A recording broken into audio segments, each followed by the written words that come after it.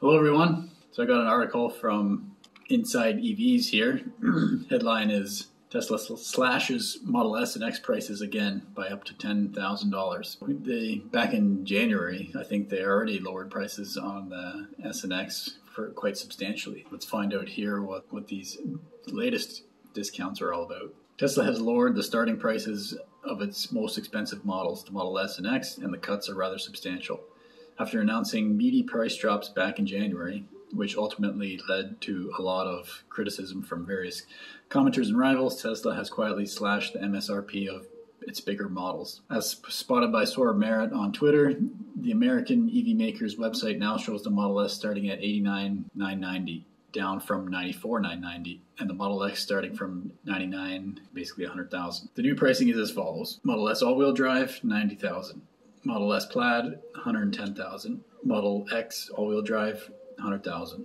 Model X Plaid, $110,000. So the S all-wheel drive's $5,000 drop. The S Plaid, $5,000 drop. Model X all-wheel drive, $10,000 drop, and the Model X Plaid, $10,000 drop. So $5,000 drop for the S and $10,000 drop for the X. And the S and X Plaid are now the same price. And then also this morning, I was watching Matt Pocius' video. It's titled here, $4,000 price cut for Model 3 and Y. This is in Europe. He pointed out it looks like it's only on inventory cars at the moment.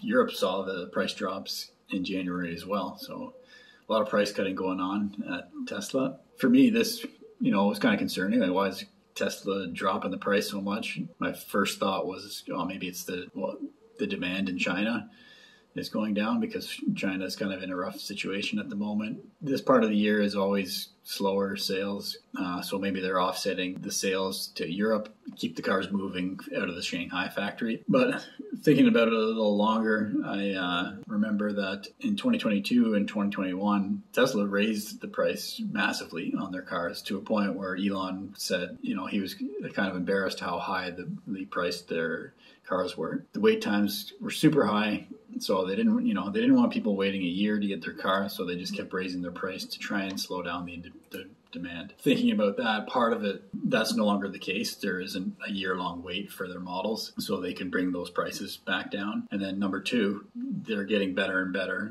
at manufacturing and pumping out more vehicles, so they can lower the price and still make a decent profit. For one, they were priced too high to begin with, and number two, they're improving their manufacturing output, and the cost of creating these goods is going down, so they can lower these prices quite a bit and still be profitable. And this is Tesla's stated goal. They don't want to have only expensive vehicles that only a small portion of the market can get access to. They continuing to work as hard as they can to bring down those costs, and so more and more people can get into their vehicles. It looks like, there might be a bit of a slowdown in orders in China. I guess there were some incentives that went away there. I've seen videos, pointing out that they're on track to have one of their best quarters for Q1, the first quarter of a year so far in 2023. I think, this is just how it goes. Tesla adjusts their pricing based on the situation they're in.